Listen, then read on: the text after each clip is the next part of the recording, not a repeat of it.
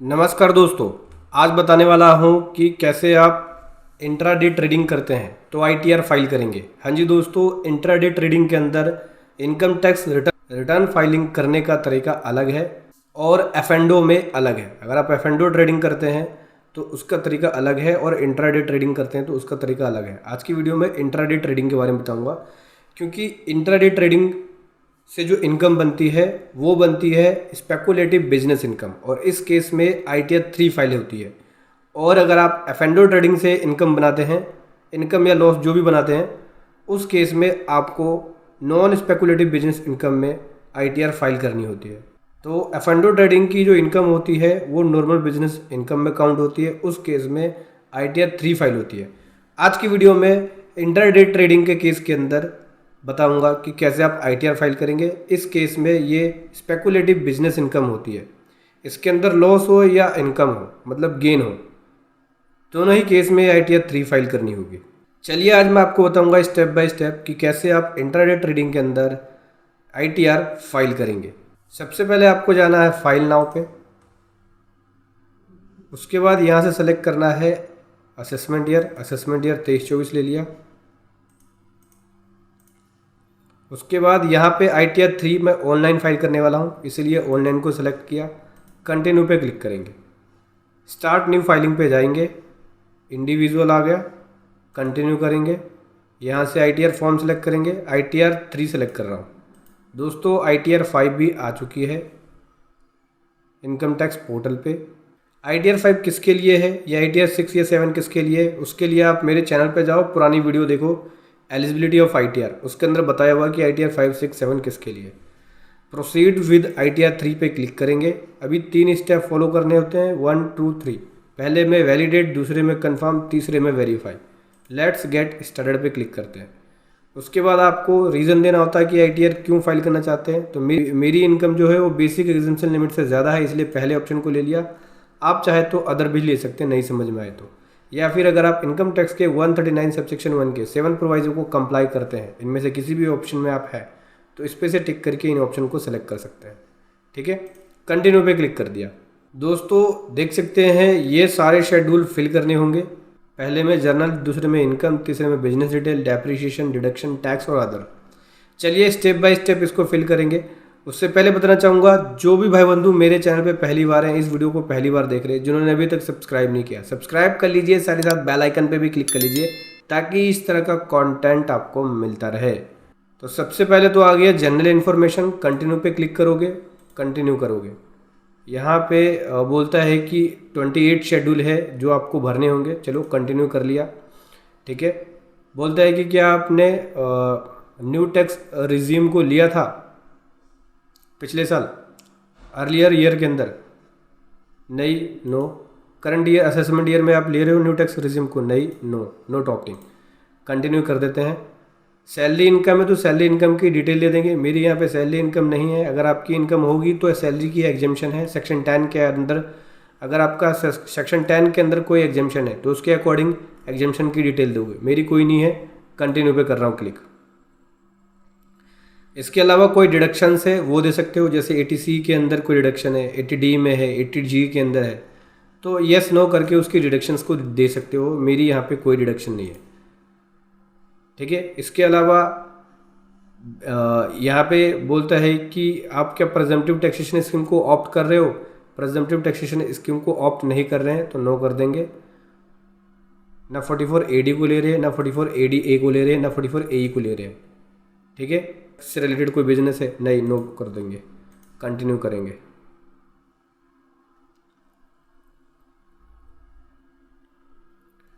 ये ओके हो गया। अब देखो इतने सारे शेड्यूल है, लगभग 28 शेड्यूल है जो भरने होंगे। चलिए एक एक करके भरते हैं।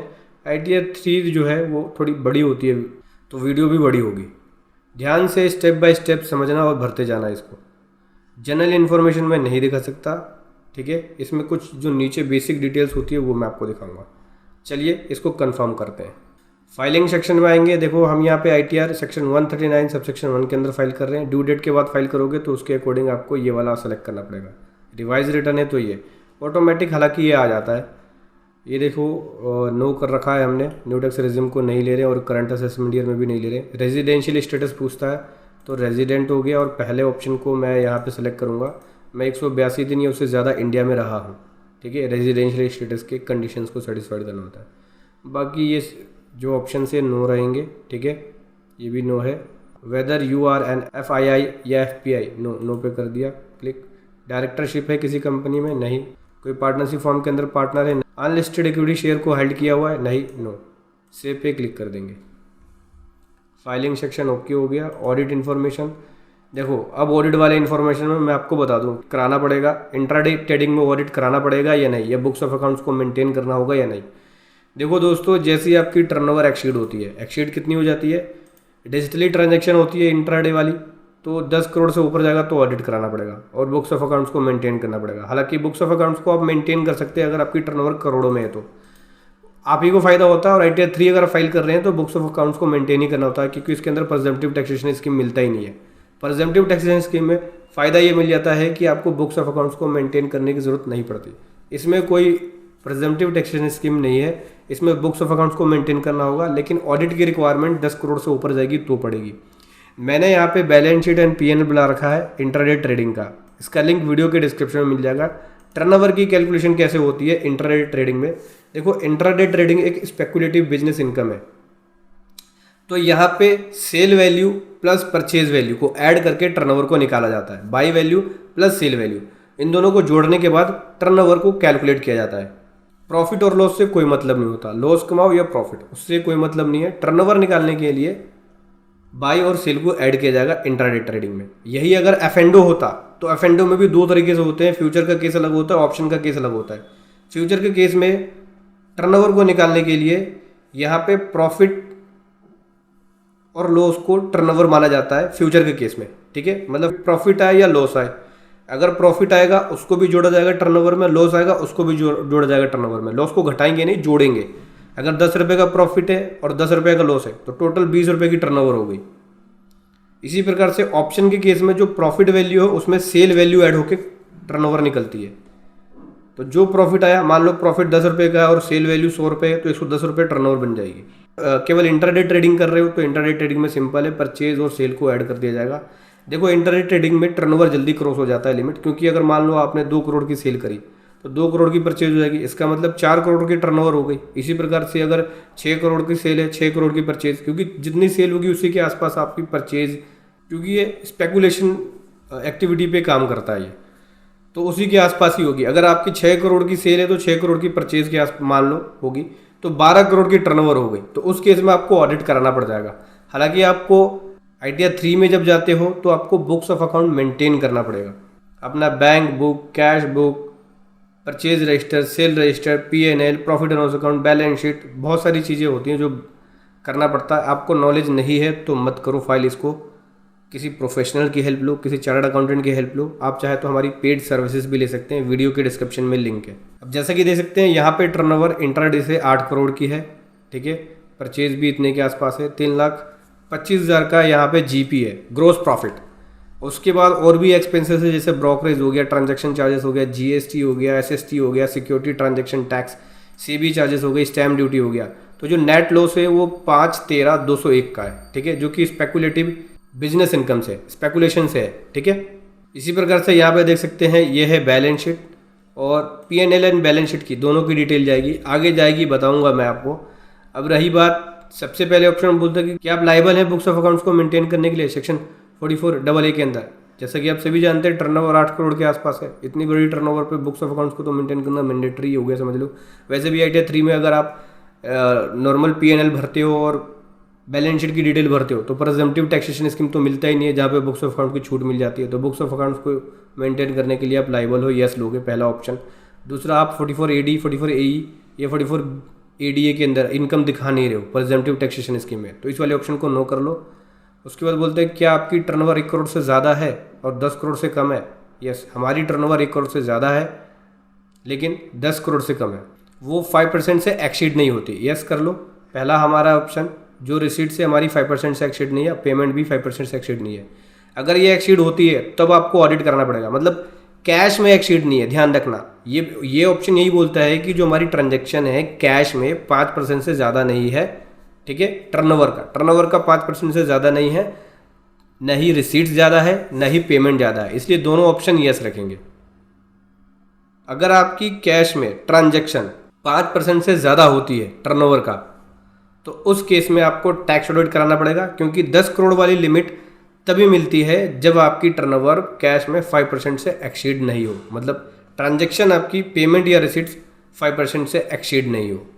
तो ये जो टर्नओवर है, अगर मैं इस टर्नओवर की बात करूँ, इसका अगर अपन 5% निकालें तो 5% ये देखो, यानी 42 लाख रुपए से ज़्यादा मैंने कैश ना निकाला है, ना मैंने कैश में किसी को पेमेंट करी है, ना कैश में विड्रॉल किया है, ना डिपॉजिट कराया है। 42 लाख से ज़्यादा हुई नहीं है, क्योंकि सारी ट्रांजैक्शन मेरी डिजिटल ही है। ठीक है, तो मेरे को 10 करोड़ की लिमिट मिल जाएगी। एक 10 करोड़ के बाद ही मुझे ऑडिट कराना पड़ेगा। तो इन दोनों ऑप्शन को यस कर लेना। फिर बोलते हैं are you liable for audit? नहीं भाई, ऑडिट के लिए लाइबल नहीं है, नो कर दिया। ऑडिट के लिए लाइबल नहीं है, नो ऑडिट की रिपोर्ट फर्निश करेंगे हम लोग। ठीक है, बाकी को सेव करेंगे यहाँ से। ये हो गया, नीचे बैंक की डिटेल होती है। चलो ओके हो गया, कंफर्म करते हैं ज़रा।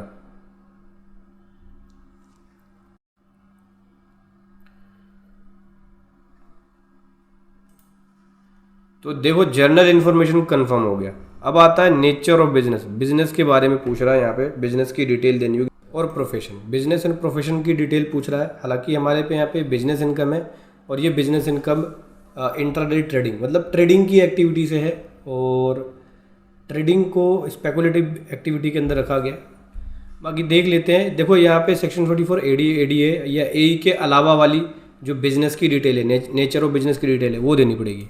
तो देखो भाई, ट्रेडिंग एक्टिविटी है, अदर ले लो, अदर ट्रेडिंग एक्टिविटी ले लो, और क्या। अगर इसमें आता है अदर ट्रेडिंग एक्टिविटी तो मैं ये देख लेता हूँ ज़रा।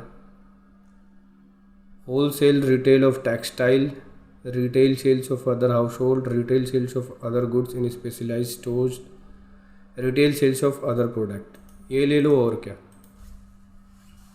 ट्रेड नेम ऑफ प्रोप्राइटरशिप, तो ट्रेड नेम या तो प्रोप्राइटर का ही नेम है, ये अपने नेम से ही ट्रेड करता है, कोई बिजनेस नेम थोड़ी है।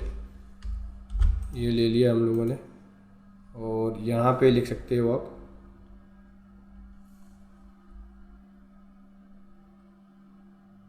स्पेकुलेटिव एक्टिविटी लिख सकते हो, या स्पेकुलेशन एक्टिविटी लिख सकते हो, यही लिख लेते हैं। ठीक है, इसको कर दिया ऐड।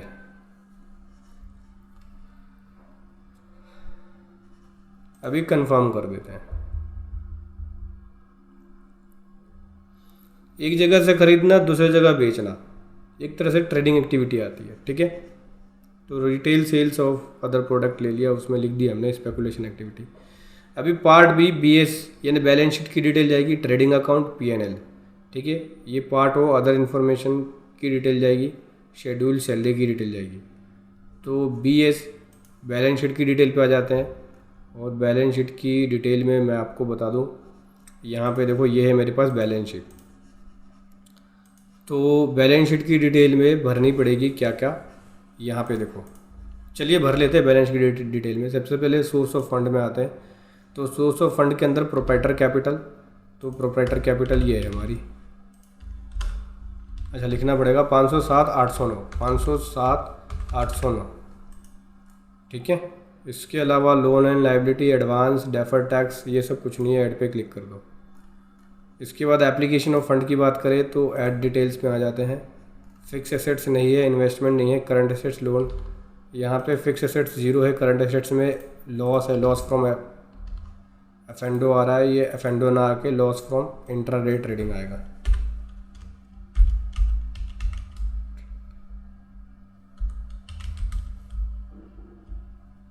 इंट्राडे लिख देते हैं, कोई जगह भी नहीं है ज़्यादा।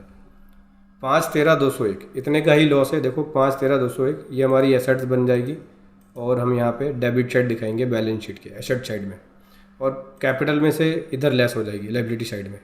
ठीक है, 513,201 ये मैं दिखाऊंगा अदर एसेट्स में। तो करंट एसेट्स में miscellaneous, right of adjusted, deferred, profit and loss accounts, total application of fund. Current assets में देखते हैं क्या क्या ऑप्शन है, स्टॉक, रॉ मटेरियल्स, ये सब चीज़ें हैं। अदर करंट एसेट्स ये रहा, यहाँ दिखा देते हैं 513,201, 513,201। ठीक है, ये हो गया। अदर करंट लाइबिलिटीज़ के अंदर भी है हमारा, ये रहा। यहाँ पे करंट लायबिलिटी ये इन प्रोविजंस अदर प्रोविज़न यहाँ डालेंगे 5392। ठीक है, ये ओके हो गया। ऐड पे क्लिक करूँगा मैं। सोर्स ऑफ फंड हो गया और एप्लीकेशन ऑफ फंड हो गया। ठीक है, तो ये दोनों इक्वल है, सोर्स ऑफ फंड और एप्लीकेशन ऑफ फंड दोनों इक्वल ही होने चाहिए। अगर डिफरेंस होगा तो प्रॉब्लम आएगी। बैलेंस शीट में डिफरेंस नहीं होना चाहिए। अभी कंफर्म कर लिया, एक बार बैलेंस शीट में देख लेते हैं। ये देखो, सोर्स ऑफ फंड और एप्लीकेशन ऑफ फंड।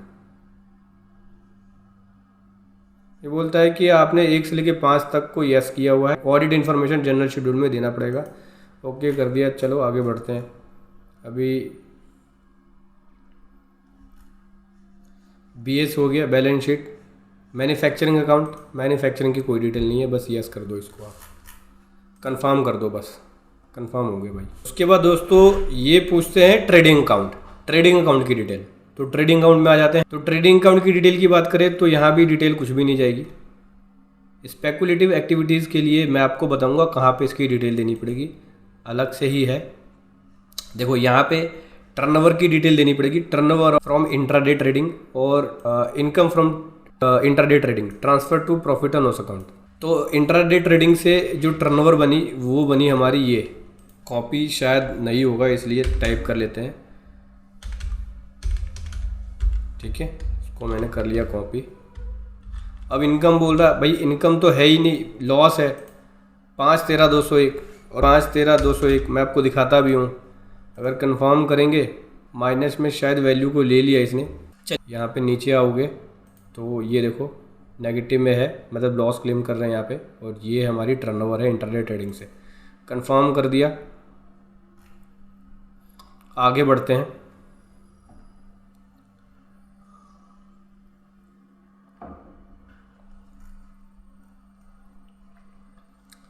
P&L की डिटेल्स है, profit and loss account for the financial year 22-23। चलिए अब P&L की डिटेल्स में देख लेते हैं, क्योंकि ट्रेडिंग अकाउंट की डिटेल दे दिया, profit and loss accounts, debits, इन सब में यहाँ पे कोई भी डिटेल नहीं जाएगी। इंट्राडे ट्रेडिंग में मत भरना इसको, मैं बताऊँगा आपको कहाँ पे क्या डिटेल जाएगी। नॉन अकाउंट्स केस हो गया, part a general information. Confirm करेंगे इसको। ये वाला शेड्यूल भी हमारे ऊपर एप्लीकेबल नहीं है।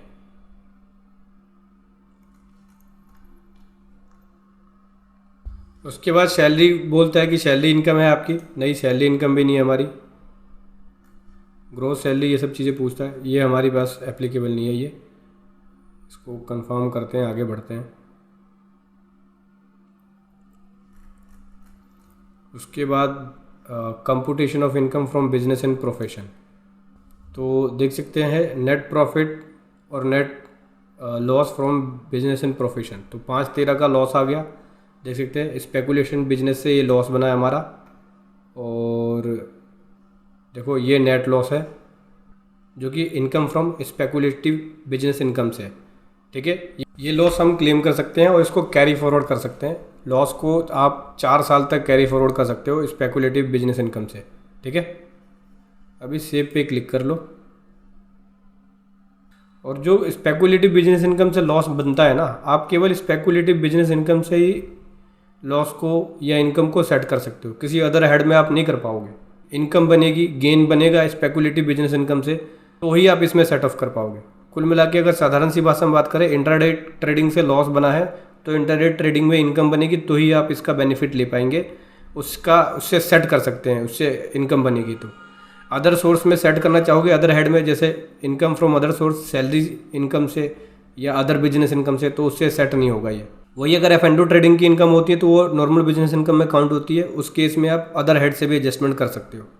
F&O ट्रेडिंग में लॉस को आप 8 ईयर तक कैरी फॉरवर्ड कर सकते हो और इंट्राडे ट्रेडिंग में 4 ईयर तक, जो कि स्पेकुलेटिव बिजनेस इनकम के अंदर आता है। अभी कंफर्म कर देते हैं। ठीक है, कंप्यूटेशंस भी ओके हो चुका है। और यहाँ से डेप्रिसिएशंस की डिटेल है। डेप्रिसिएशन हमारे ऊपर एप्लीकेबल नहीं है, ना ही मेरा डेप्रिसिएशन है, तो मैं इसको भी कंफर्म कर रहा हूँ। ये है डेप्रिसिएशन प्लांट एंड मशीनरी की डिटेल, ये भी नहीं है हमारे पास, डेप्रिसिएशन कोई है ही नहीं। और आगे बढ़ते हैं।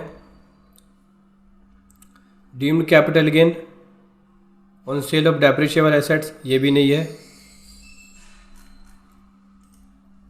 कंफर्म करते हैं इसको। आगे बढ़ते हैं। Detail of capital assets transferred, ये भी नहीं है हमारा। शेड्यूल सीजी, तो मैं तो इसको करने वाला हूँ कंफर्म, ये हमारे ऊपर एप्लीकेबल नहीं है। चलो किसी भी एक को टिक करके कंफर्म कर देते हैं, जब एप्लीकेबल है ही नहीं तो क्या करें, यहाँ से कंफर्म करना पड़ेगा, डिटेल कोई है ही नहीं।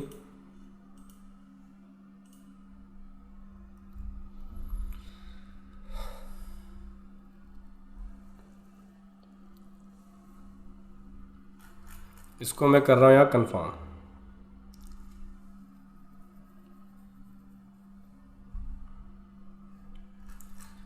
आगे बढ़ते हैं भाई जी, बहुत सारे शेड्यूल्स हैं।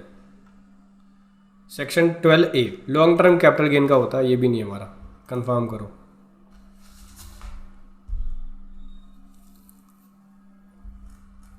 और आगे बढ़ते हैं। अगला आता है income from other source. Other source की कोई इनकम है तो वो दे सकते हो, मेरे केस में नहीं है। अदर सोर्स की इनकम कैसे भरनी है मैंने अपनी पुरानी ITR में बता रखी है, जाके आप देख सकते हो ITR 3 की पुरानी वीडियो।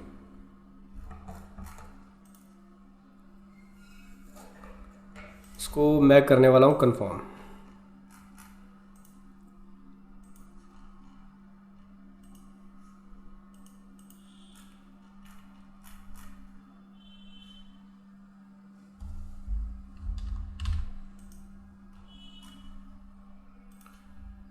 ये कंफर्म कर दिया भाई जी। इसके अलावा आगे बात करते हैं detail of income after set of current year losses. तो इनकम की डिटेल करंट ईयर के लॉस को सेट ऑफ करने के बाद। करंट ईयर का लॉसेस 5/13 का है, जो कि इंटरडे ट्रेडिंग से है। देखो ये रहा करंट ईयर का loss, income from business and profession आ गया 5/13/201। अभी कंफर्म करेंगे। ब्रॉड फॉरवर्ड कोई लॉसेस है तो वो बताओ। कोई ब्रॉड फॉरवर्ड लॉसेस नहीं है हमारा, ठीक है। देख सकते हैं इनकम आफ्टर सेट ऑफ या एनी करंट ईयर लॉसेस, तो ये है हमारा current year losses business income से। और ब्रॉड फॉरवर्ड कुछ है ही नहीं, ब्रॉड फॉरवर्ड लॉसेस ये देख सकते हो। ये current year income remaining after set of, मतलब वही है लॉस जो सेट ऑफ करने के बाद जो बना है। देखो current year remaining after set of, इसको कर दो कंप्यूट सेट ऑफ। इनकम तो है नहीं, ये लॉस ही है हमारा। कंप्यूटेशन ऑफ टोटल इनकम में दिखाऊंगा मैं आपको। आगे बढ़ते हैं। Detail of past year losses to be brought forward और current year losses to be carry forward. Carry forward जो लॉसेस हो रही है उसकी डिटेल है, या past year losses carry forward हो रही है उसकी डिटेल। तो भाई जी ये देखो total loss carry forward to future year. ये देखो ये लॉस हमारा कैरी फॉरवर्ड होगा फ्यूचर ईयर में। किस हेड में है, ऊपर आ जाओ, loss from speculative business income, ठीक है। ये जाएगा कैरी फॉरवर्ड होके आगे। कंप्यूट सेटअप पे क्लिक कर दो, मतलब ये लॉस कैरी फॉरवर्ड होगा आगे, और 4 ईयर तक कैरी फॉरवर्ड कर सकते हो। और स्पेकुलेटिव बिजनेस इनकम जब बनेगी, इंटरडे ट्रेडिंग से इनकम बनेगी, तो उसका बेनिफिट मिल जाएगा आपको। अनऑब्जर्व डेप्रिसिएशन है तो उसकी डिटेल ये भी नहीं है हमारा, मैं कंफर्म कर रहा हूँ। ATG का कोई डोनेशन वगैरह है ATG में तो वो ले सकते हो, डिडक्शन वगैरह। तो ATG का कोई डोनेशन वगैरह नहीं है, ना ही कोई डिडक्शन है ATG से रिलेटेड। इसके अलावा ATIA से रिलेटेड अगर आपको कोई डोनेशन ATIA के अंदर है तो उसकी डिटेल दोगे। तो इस तरह का डिडक्शन नहीं है मेरा कोई। आगे बढ़ते हैं। ATIB के अंदर कोई है तो वो दे दो, ये भी नहीं है मेरा। और आगे बढ़ते हैं भाई जी। और देखो ATIC के अंदर है तो उसकी डिटेल दे सकते हो, ये भी नहीं है। आगे आ जाओ। डिटेल ऑफ डिडक्शंस, इसके अलावा ATC की डिडक्शंस है तो वो दे सकते हो। 80C में 1.5 लाख तक का डिडक्शन मिल जाता है। 80D का कोई डिडक्शन है वो दे सकते हो। तो इसके अंदर सारा ही आता है, 80C 80D, ठीक है। इस तरह की कोई डिडक्शन नहीं है मेरी, आपकी है तो आप दे सकते हैं।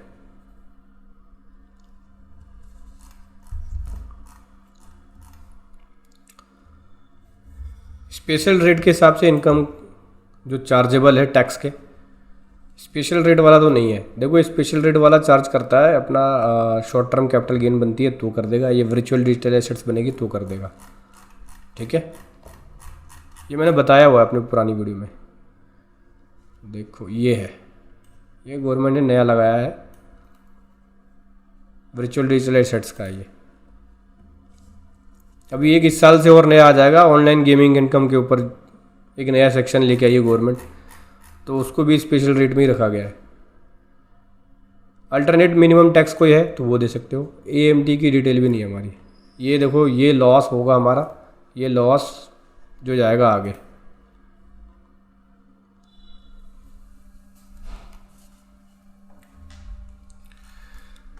आगे बढ़ते हैं। ये आ गया computation of tax credit. Tax credit जो आपको सेक्शन 115 GD के अंदर टैक्स क्रेडिट मिला है उसकी डिटेल, तो यहाँ पे हमारा नहीं है ये। अब लगभग हम फिनिशिंग पॉइंट पे पहुँच चुके हैं। कंप्यूटेशन ऑफ टोटल इनकम पूछ रहा है ये, तो टोटल इनकम की बात करें भाई जी, टोटल इनकम बनी कितनी आपकी, तो देखो profit and gain from business and profession 513 का ये इनकम बता रहा है, जबकि ये लॉस है। शो डिटेल्स पे जाओगे, ये देखो क्या निकल रहा है, ये profit and gain from business other than speculative business. अगर लॉस का केस है तो आपको नील भरना पड़ेगा, आप दिखा नहीं सकते। तो जो हमने P&L में दिखाया वहाँ से इसने उठा लिया है। चलिए आगे इसको ठीक करेंगे, बताऊंगा। पहले इसको भरते हैं, आगे चलते हैं, वैलिडेट लगाएंगे, फिर वैलिडेशन पे इसको ठीक करेंगे। क्योंकि क्या बोल रहा है ये कह रहा है देखो profit and gain from business other than speculative business and specify business. तो जो नॉन स्पेकुलेटिव बिजनेस है उससे रिलेटेड कोई इनकम बनी है, प्रॉफिट एंड गेन बना है तो वो।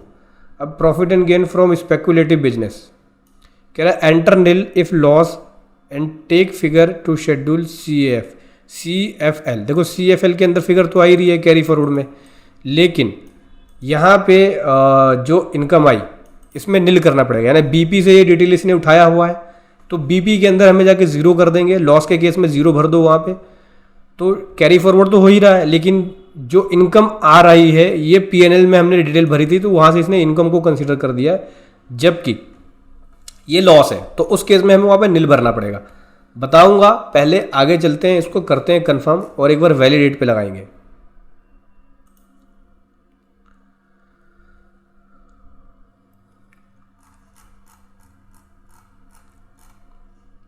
कंप्यूटेशन ऑफ टोटल इनकम, भाई जी इस पे इसने 15,000 का टैक्स बना दिया। ये देखो इंटरेस्ट भी बना दिया टोटल, और टोटल टैक्स बन गया भाई 17,010, जबकि लॉस है।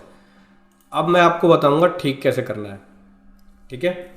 क्योंकि जो रिपोर्टिंग है उसमें आपको थोड़ी ठीक करनी पड़ेगी। पहला ट्रेडिंग अकाउंट में चलते हैं, जहां हमने स्पेकुलेटिव बिजनेस इनकम की डिटेल दी, और यहाँ पे देखो नीचे 12 नंबर पे जाओगे तो यहाँ पे हमने यहाँ बोलता है income from intraday trading transfer to profit on loss account. तो हमने इनकम को लॉस में दिखाया, हालांकि यहाँ पे इनकम एंटर करना है, लॉस एंटर नहीं करना है। और यहाँ पे कुछ ऐसी गाइडेंस भी नहीं है कि आप लॉस दिखाओगे यहाँ पे। तो अगर लॉस का केस है तो उस केस में यहाँ पे वैल्यू 0 भरनी पड़ेगी, ठीक है। आपको कोई वैल्यू नहीं भरनी यहाँ। लॉस मैं दूसरी जगह बताऊँगा कहाँ भरना होगा, ठीक है। तो एडिट पे क्लिक करेंगे। सबसे पहले तो जो यहाँ पे आपने लिखा है वो हटाओगे। अगर इनकम बनती है तो दो, लॉस है तो 0 भरो, नेगेटिव में वैल्यू भरने की ज़रूरत नहीं है, कंफर्म कर लो। ये करने के बाद आपको BP वाले शेड्यूल में आना है, और देख सकते हैं BP में मैं आपको दिखाता हूँ। देखो स्पेकुलेटिव बिजनेस, अब यहाँ पे जो आपका लॉस, ये लॉस देख सकते हैं, ये 513,201 का लॉस है। 513,201 का लॉस बनता है, तो उस फिगर को आपको यहाँ डालना पड़ेगा, deduction in accordance with the section 28 to 44 AD। क्योंकि देखो यहाँ पे भी बोलते हैं कि जो लॉस वाली फिगर है वो आपको कैरी फॉरवर्ड लॉस से उठाना है और यहाँ पे भरना है। तो जैसे हम इसको भरेंगे, ये स्पेकुलेटिव बिजनेस इनकम से लॉस हो गया, ठीक है। शेड्यूल बीपी के अंदर computation of income from business and profession, तो ये लॉस में दिखेगा। जब लॉस में दिखेगा तो इनकम जीरो बनेगी, तो उस पर टैक्स बनेगा नहीं, जो हमारा नीचे टैक्स बन रहा था। कैरी फॉरवर्ड लॉसेस में लॉस तो जा ही रहा है, साथ ही साथ यहाँ पे आपको ये फिगर लिखनी पड़ेगी, ठीक है। ट्रेडिंग अकाउंट में जो चेंज करने के लिए बोला वो चेंज कर दो, और यहाँ पे बस ये वैल्यू भर दो, उसके बाद कंफर्म कर दो, बस कुछ नहीं करना। आपका बिजनेस एंड प्रोफेशन से लॉस बन गया है, जो कि इनकम नहीं बनाएगा, जीरो बनाएगा इनकम। अब आपको क्या करना है, कंप्यूटेशन ऑफ इनकम पे चलते हैं। जहाँ हमारी इनकम बन रही थी वहाँ मैं आपको बता रहा हूँ अब वो इनकम बनेगी नहीं। देखो salary income zero, other income zero, income from other source zero हो गया। इसके अलावा नीचे देखो बिजनेस एंड प्रोफेशन से ज़ीरो हो गया, ग्रोस टोटल इनकम ज़ीरो हो गया। अब यहाँ पे ये केवल आ रहा है लॉस जो कैरी फॉरवर्ड होगा, 5,13,201 का लॉस आगे जाके मेरा कैरी फॉरवर्ड होगा, ठीक है। कंफर्म कर दो। अब आ जाते हैं टैक्स वाले शेड्यूल पे, जहाँ आपका टैक्स कैलकुलेट कर रहा था वहीं अब आपका टैक्स कैलकुलेट नहीं करेगा। देखो पार्ट TTI। अब यहाँ पे अगर मैं टैक्स की बात करूँ तो देखो टैक्स हो गया ज़ीरो, टैक्स कुछ बनना ही नहीं है, क्योंकि लॉस में थोड़ी टैक्स देना होगा। अभी क्या करना है, प्रीव्यू रिटर्न पे जाना है, उसके बाद यहाँ कर लेंगे टिक, देन उसके बाद प्रोसीड टू प्रीव्यू पे जाएंगे, देन उसके बाद यहाँ से लास्ट में जाएंगे। देखो सक्सेसफुली वैलिडेट हो चुकी है हमारी ITR 3। अब आपको प्रोसीड टू वेरिफिकेशन पे जाना है, वेरीफाई नाउ पे जाओगे, कंटिन्यू पे क्लिक करोगे, यहाँ से सेलेक्ट करोगे रिटर्न फाइलिंग करने के मोड। आधार OTP के जरिए करना चाहते हो तो इस पर टिक करके कंटिन्यू करोगे, और उसके बाद जनरेट OTP पे क्लिक करोगे, और इस प्रकार से आपकी ITR 3 हो जाएगी फाइल। तो समझ गए दोस्तों, ऐसे आपको इंट्राडे ट्रेडिंग में ITR 3 फाइल करना है। स्पेकुलेशन बिजनेस एक्टिविटी के अंदर ITR 3 को फाइल करना है। वीडियो कैसी लगी ज़रूर बताएं। Thank you so much. जय हिंद, वंदे मातरम।